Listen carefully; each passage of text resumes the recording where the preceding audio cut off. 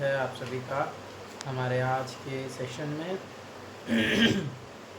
जिसमें कि हम चर्चा कर रहे हैं श्रीमद् भगवद गीता के अध्याय संख्या 1 और कल हम चर्चा कर चुके थे श्लोक संख्या 27 तक और आज हम चर्चा करने वाले हैं श्लोक संख्या 28।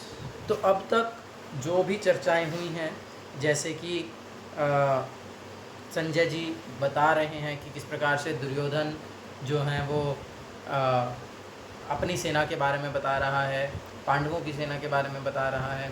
फिर उसके बाद सब ने एक साथ अपने शंखों को बजाना शुरू कर दिया। जब पांडवों ने अपने दिव्य शंखों को बजाया तो उससे कौरवों के जो हृदय हैं वो विदीर्ण हो गए। और फिर उसके बाद अर्जुन ने बड़े ही उत्साह के साथ भगवान कृष्ण को, जो उनके सारथी की भूमिका अदा कर रहे थे, उनके को आज्ञा दी कि वे उनके रथ को दोनों सेनाओं के बीच में ले जाएं, जिससे कि वो ये देख सकें कि उसको किस किस से युद्ध करना है। और जब भगवान कृष्ण उस रथ को, उस आज्ञा का पालन करते हुए, अर्जुन की आज्ञा का पालन करते हुए उस रथ को लेकर के गए दोनों सेनाओं के बीच में, तो उनको देख करके जब अर्जुन ने ये देखा कि मुझे अपने ही भाइयों, अपने ही पुत्रों, पौत्रों, भतीजों, है ना, इस प्रकार से अपने ही अनेक संबंधियों, मामा, पितामह, ससुर आदि से ही युद्ध करना है, तो ये देख करके जो अर्जुन का हृदय है वो करुणा से भर गया। और अर्जुन के जो शरीर में क्या क्या अलग अलग जो हैं चेंजेस आ गए एकदम से, वो यहाँ पर हम जानेंगे। और ये है वो पहला कारण जो कि अर्जुन ने दिया युद्ध ना करने का। वास्तविकता में अर्जुन 5 कारण देंगे कि वे युद्ध क्यों नहीं करना चाह रहे हैं। तो इसीलिए हम भी देखते हैं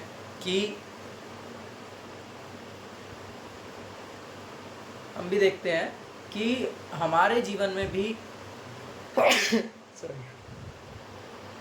हमारे जीवन में भी अनेक प्रकार की ऐसी स्थितियां आती हैं, अनेक प्रकार की ऐसी समस्याएं आती हैं जब हम निर्णय नहीं ले पाते, जब हम एक जो है क्या करना चाहिए और क्या नहीं करना चाहिए, जब हमारे पास 2 ऑप्शंस होते हैं तो हम एक ठीक ऑप्शन को नहीं चुन पाते कि वास्तविकता में मुझे क्या करना चाहिए। तो ऐसी स्थिति में ही अर्जुन अभी हैं। और बहुत सारे लोग कहते हैं कि ये भगवद गीता का तो कोई रेलेवेंस नहीं है, है ना। अर्जुन तो बोल रहा है मैं युद्ध नहीं करूँगा, भगवान बोल रहे हैं युद्ध कर ले, हैं, तो इसका हमारे जीवन में क्या उपयोगिता है, उसको हम समझने का प्रयास करेंगे। कि हमको हो सकता है कि उस प्रकार से तीर, भाले, धनुष लेकर के युद्ध नहीं करना है, लेकिन हमारे जीवन में भी एक संघर्ष है, हमारे जीवन में भी एक युद्ध है। और उस युद्ध में पीछे हटने के लिए हमारा मन हमको क्या क्या कारण देता है, वो अर्जुन के माध्यम से हम जानेंगे। और फिर जो है किस प्रकार से हमको उन जो विचारों को टैकल करना है, उन समस्याओं से डील करना है और अल्टीमेटली क्या सॉल्यूशन करना है, वो हम आज के और आने वाले सेशंस में समझने का प्रयास करेंगे। तो कृपया सब लोग पीछे पीछे दोहराइए। अर्जुन उवाच अर्जुन उवाच दृष्ट्वें स्वजनं कृष्ण दृष्ट्वें स्वजनं कृष्ण युयुत्सुं समुपस्थितम् समुपस्थितं सीदन्ति मम गात्राणि सीदन्ति मम गात्राणि मुखं च परिशुष्यति। मुखं च परिशुष्यति। यस, तो बहुत ही सुंदर श्लोक है। कुछ कुछ चीज़ें हमको समझने का प्रयास करना चाहिए। जो श्लोक में बार बार शब्द आते हैं हमको उनको याद रख लेना चाहिए। जैसे यहाँ पर एक शब्द है युयुत्सु, है ना। ये शब्द पहले कहाँ आया है, कोई बताएगा?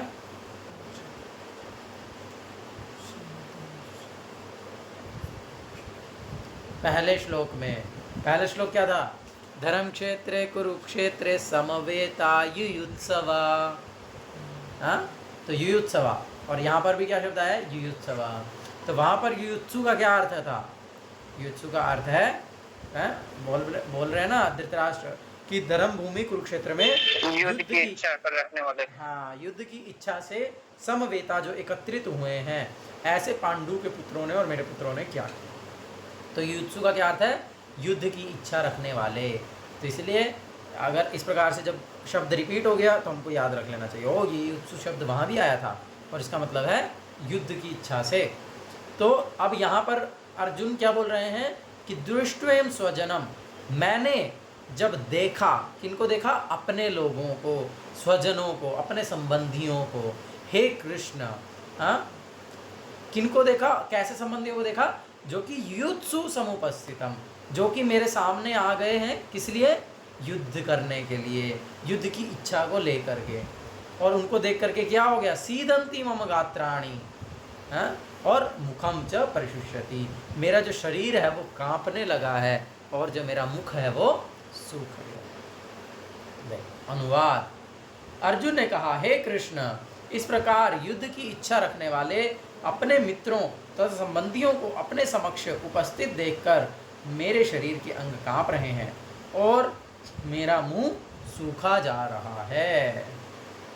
तात्पर्य, यथार्थ भक्ति से युक्त मनुष्य में वे सारे सद्गुण रहते हैं जो सत्पुरुषों या देवताओं में पाए जाते हैं, जबकि अभक्त अपनी शिक्षा तथा संस्कृति के द्वारा भौतिक योग्यताओं में चाहे कितने ही उन्नत क्यों न हो, इन ईश्वरीय गुणों से विहीन होता है।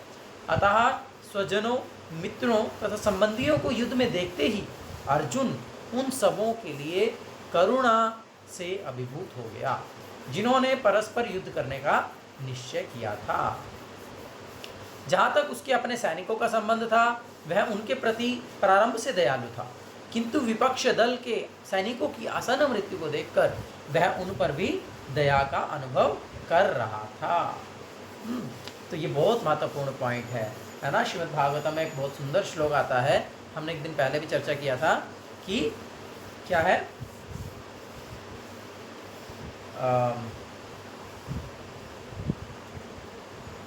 श्लोक तो याद नहीं आ रहा है, लेकिन उसमें क्या बोल रहे हैं, सर्वे गुणैस्तत्र समासते सुरा हराव भक्तस्य कुतो महत्गुणा मनोरथेन धावतो आसतो धावतो बहि, कि जो भगवान की भक्ति में सेवा में लगा हुआ है उसमें क्या होता है, सर्वे गुणै समासते सुरा, उसमें सारे गुण आ जाते हैं अपने आप। किसके गुण आ जाते हैं?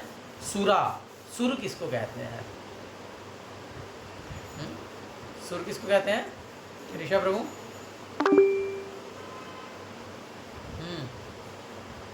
देवताओं को प्रभु। देवताओं को। दो प्रकार के जीव है ना, सुर और असुर। तो असुर मतलब दैत्य दानव, और सुर, सुर का मतलब है देवता। तो यानी कि जो भगवान की भक्ति करता है उसके अंदर दैवी गुण या देवताओं के गुण स्वतः आ जाते हैं। लेकिन हरा व भक्तस्य कुतो महत्गुणा, लेकिन जो भगवान का भक्त नहीं है उसमें कोई गुण कैसे हो सकता है, क्योंकि वो तो अपने मन के रथ पर बैठ करके भ्रमण करता रहता है। इसका तात्पर्य यह है कि जब हम किसी को देखते हैं कि वो भगवान की भक्ति कर रहा है, ये सबसे बड़ा गुण है, ये सबसे बड़ी योग्यता है। अगर कोई व्यक्ति भगवान के भजन में लगा हुआ है तो उसमें धीरे धीरे स्वतः जो है सारे जो देवताओं के गुण हैं वो स्वतः विकसित हो जाएंगे।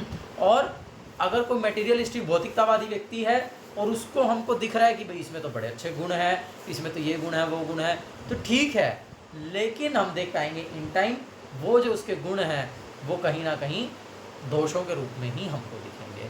तो वास्तविकता में एक भौतिक व्यक्ति में कोई भी गुण नहीं हो सकता, जो गुण है वो भगवान के भक्तों में ही होते हैं।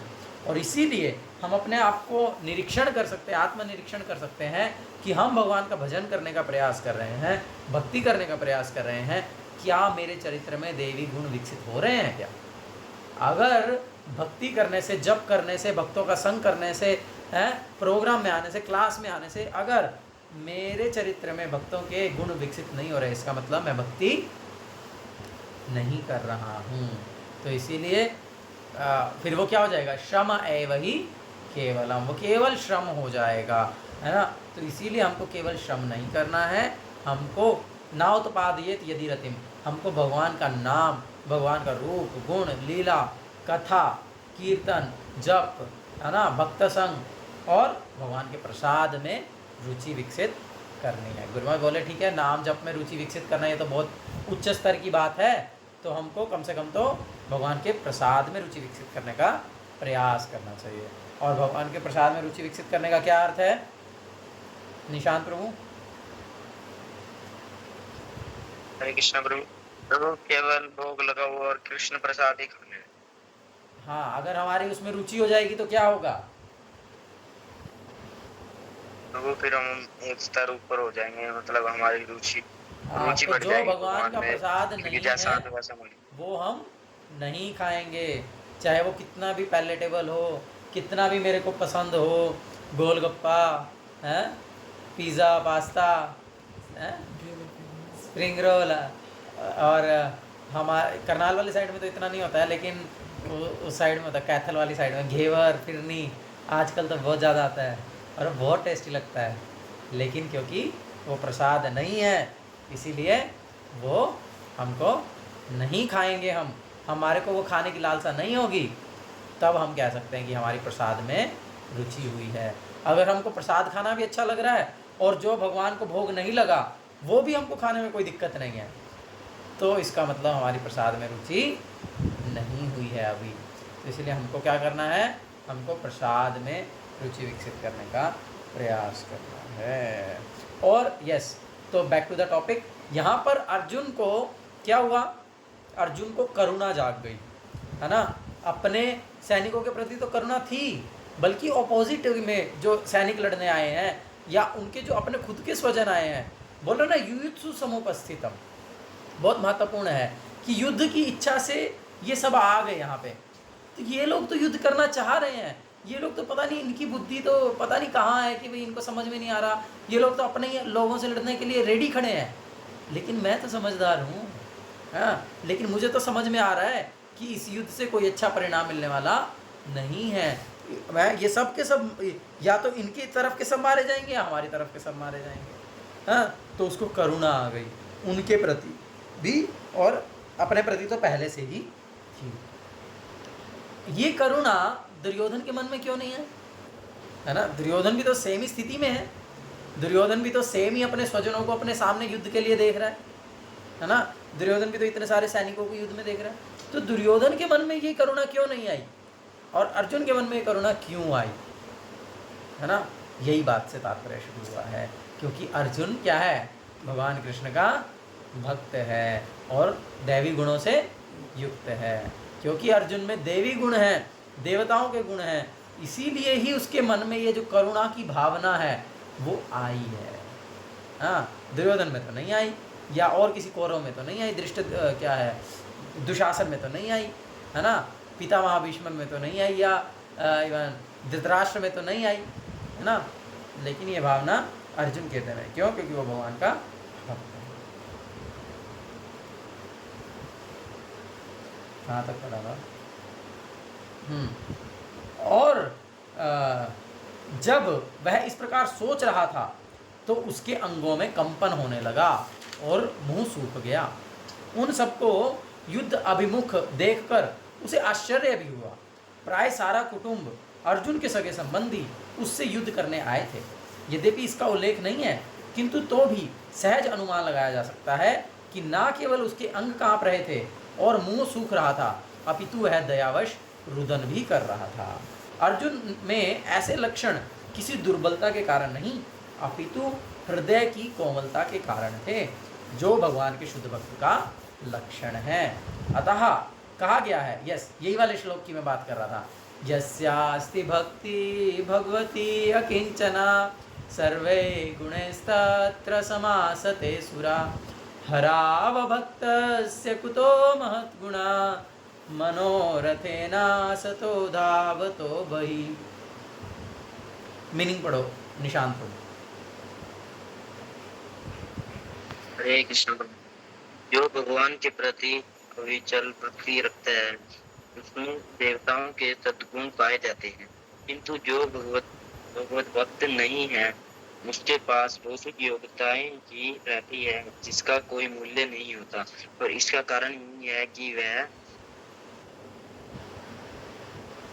मानसिक धरातल पर मंडराता रहता है और ज्वलंत माया के द्वारा अवश्य ही आकृष्ट होता है।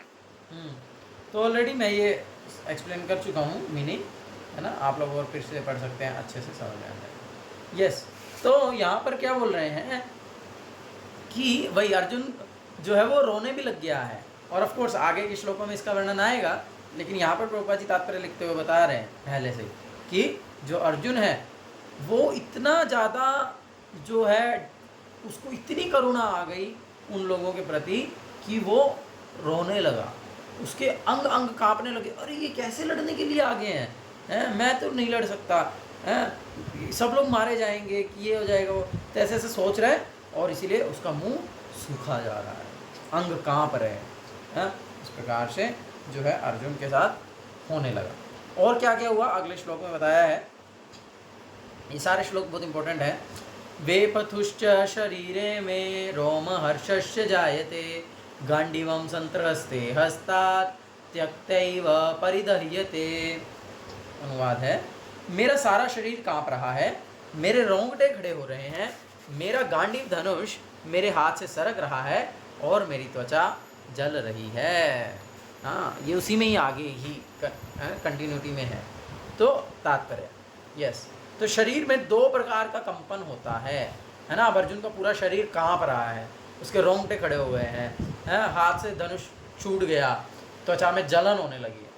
तो ये, और रोंगटे भी दो प्रकार से खड़े होते हैं। दो स्थितियां हो सकती हैं कि जब व्यक्ति का शरीर कांपने लगता है या रोंगटे खड़े हो जाते हैं। कब कब होता है ऐसा, या तो आध्यात्मिक परमानंद के समय या भौतिक परिस्थितियों में अत्यधिक भय उत्पन्न होने पर होता है। तो दो स्थितियां हैं, या तो बहुत, जिसको बोलते हैं स्पिरिचुअल एक्सटेसी, हम बहुत बार देखते हैं, कभी कभी कोई पहली बार कीर्तन में आता है और कीर्तन करते करते रोने लग जाता है, या फिर पहली बार जप करना शुरू करता है, तो जब नया नया व्यक्ति जप कर जाता है उसको एक स्पिरिचुअल एक्सटेसी का अनुभव होता है, जिसमें कि, है ना, वो भी कांपने लगता है, रोंगटे खड़े हो जाते हैं, रोने लग जाता है ना, एकदम ऐसा। और ऑफ कोर्स ये लक्षण भगवान के शुद्ध भक्त में भी होते हैं, लेकिन वो प्रकट नहीं करते हैं। तो इस प्रकार से जब आध्यात्मिक परमानंद का कोई अनुभव करता है तो उसका शरीर कांपने लगता है, रोंगटे खड़े हो जाते हैं, और ये सारे लक्षण उसके शरीर में दिखते हैं। लेकिन यही सारे लक्षण दूसरे व्यक्ति के शरीर में भी दिख सकते हैं, जो कि भौतिक परिस्थितियों के कारण बहुत भय में होता है, जिसको एकदम डर लग रहा होता है, एकदम भाई अब क्या होगा पता नहीं, एकदम भौतिक जो उसका जीवन में एकदम उथल पुथल चल रही होती है और एकदम वो परेशान होता है, तब भी ऐसा व्यक्ति भी, है ना, जैसे मान लो किसी का बहुत प्रिय कोई व्यक्ति है और उसका ऑपरेशन चल रहा है, और एकदम ये है कि भाई पहले ही साइन करवा लिया कि बचेगा नहीं बचेगा हमको पता नहीं है, और एकदम बहुत क्रिटिकल सिचुएशन है, मान लो किसी का बहुत तगड़ा एक्सीडेंट हो गया था, पूरा सिर फट गया है, टांग ये हो गया वो हो गया, तो उसका ऑपरेशन चल रहा है, तो उस समय जो वो जो व्यक्ति है उसकी स्थिति क्या होगी, वो कांप रहा होगा लिटरली, है ना। तो जब इस प्रकार से भौतिक परिस्थितियों में अत्यधिक भय उत्पन्न हो जाता है तो उस समय भी व्यक्ति के रोंगटे खड़े हो जाते हैं और शरीर कांपने लगता है। तो दिव्य साक्षात्कार में कोई भय नहीं होता, है ना। जब कोई आध्यात्मिक आनंद का अनुभव कर रहा होता है उसमें कोई भय नहीं होता, उसमें तो व्यक्ति एकदम आनंद ले रहा होता है, और उस कंपन से, उस रोने से, उस रोंगटों का भी वो आस्वादन कर रहा होता है। लेकिन इस अवस्था में अर्जुन के जो लक्षण हैं वे भौतिक भय अर्थात जीवन की हानि के कारण हैं। तो ऐसा नहीं है कि अर्जुन को यहाँ पर कोई स्पिरिचुअल एक्सेस ही मिल रही थी, बल्कि अर्जुन को तो डर लग रहा था। अन्य लक्षणों से भी यह स्पष्ट है कि वह कितना अधीर हो गया कि उसका विख्यात धनुष गांडीव उसके हाथों से सरक रहा था और उसकी त्वचा में जलन उत्पन्न हो रही थी। ये सब लक्षण देहात्म बुद्धि से जन्य हैं।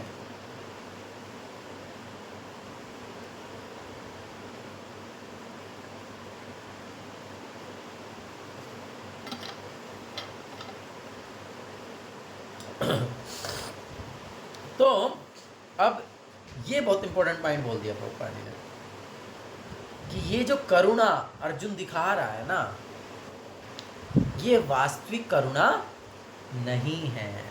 अगर कोई शरीर के स्तर पर आ करके देखेगा तो वो तो सोचेगा कि भाई अर्जुन तो बड़ा महान है ना, और महान है भी, देवी गुण है ना दूसरों के प्रति करुणा करना, तो पहले तो उसको अप्रिशिएट किया गया है।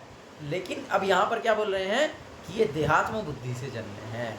इसका मतलब क्या है कि अगर कोई बॉडीली प्लेटफॉर्म पर है, शरीर के स्तर पर है, तो वो व्यक्ति तो सोचेगा कि भाई हाँ भाई बहुत बढ़िया सोच रहा है अर्जुन, तो देखो वो अपने सैनिकों के बारे में भी सोच रहा है और अपोजिट विपक्ष के सैनिकों के बारे में भी सोच रहा है, विपक्ष के नेताओं के बारे में भी सोच रहा है?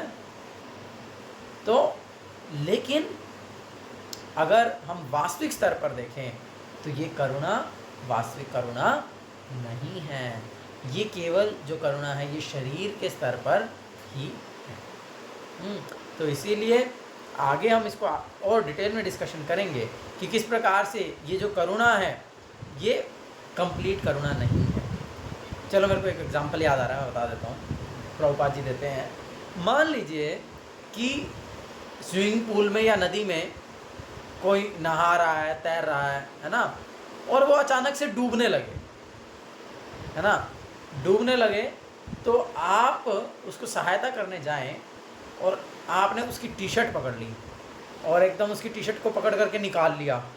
उसने हाथ में बड़ी महंगी घड़ी पहनी हुई थी, आपने उसको निकाल लिया, है ना। इस प्रकार से उसके गले में सोने की चेन थी, उसको निकाल लिया, और वो व्यक्ति डूब गया। तो अब एक दृष्टि से तो कहा जा सकता है कि भाई देखो कितनी कीमती चीज़ें थी, सोने की चेन थी, है, घड़ी थी कितनी महंगी, टी शर्ट थी ब्रांडेड, भाई बचा लिया, देखो कितना कष्ट किया है या कितनी बढ़िया काम किया है ना। ऐसा कोई कह सकता है अगर किसी के लिए सिर्फ उन चीज़ों की ही वैल्यू है।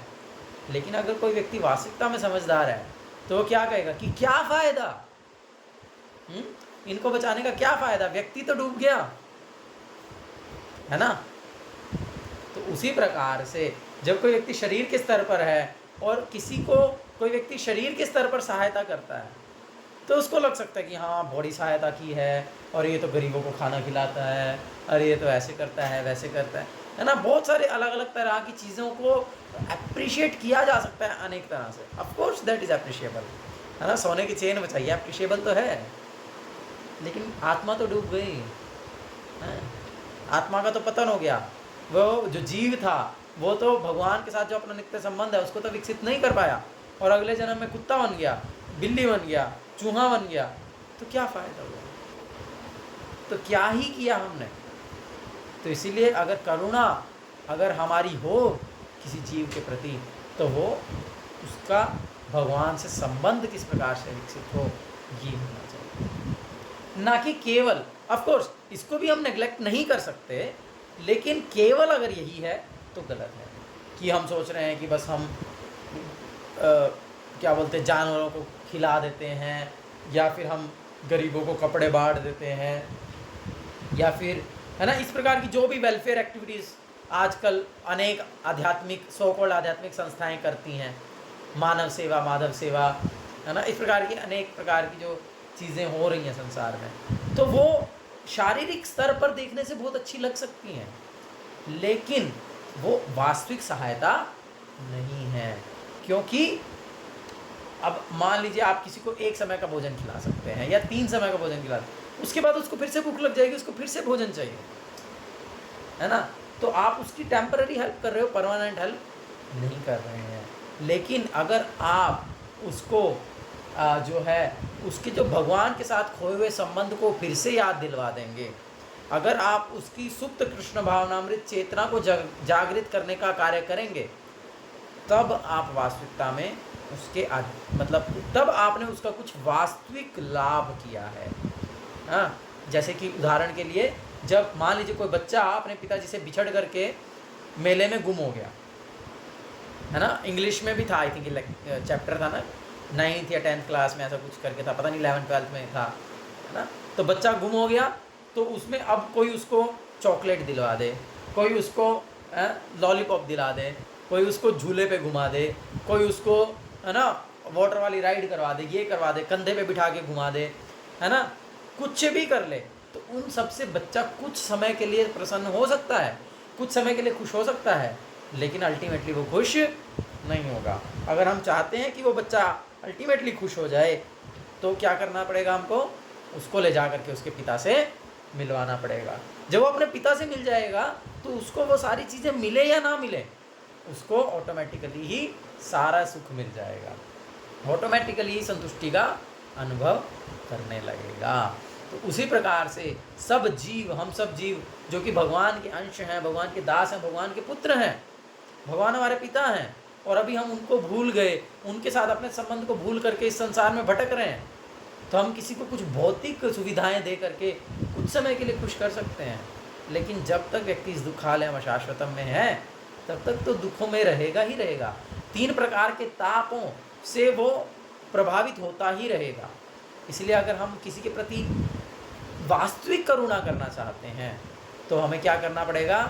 हमें उसको कृष्ण भावनामृत का ज्ञान देना होगा, हमें उसको भगवान से खोए हुए संबंध को पुनः विकसित करने का अवसर प्रदान करना होगा। इसीलिए प्रभुपाद जी कहते हैं कि book distribution is the biggest welfare activity in the world. क्योंकि हम किसी को क्या ही भक्त बनाएंगे, हम किसी के को क्या ही भगवान से खोए हुए संबंध को याद कराएंगे, हमको तो खुद ही याद नहीं है। हम तो अभी हो सकता है सुन करके बोल रहे हैं, लेकिन अनुभव है क्या? किसी को अनुभव है क्या? हैंड रेस कर सकता है कोई कि मैं कृष्ण का नित्य दास हूँ?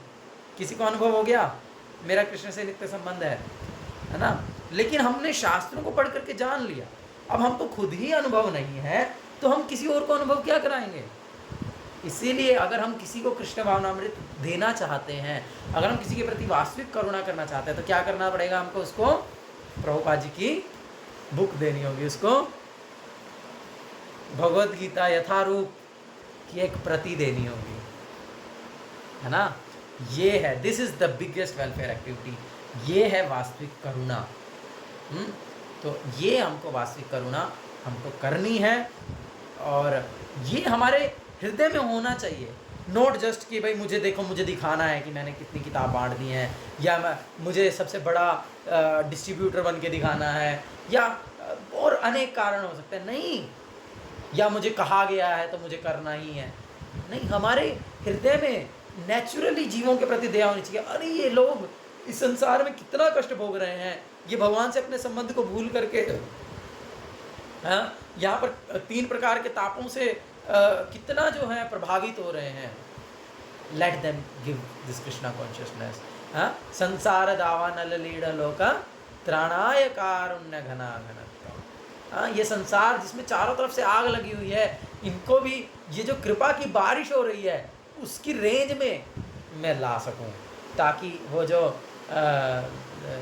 बारिश है, उस जो वो संसार का ताप है, उससे उसको शांति मिल सके।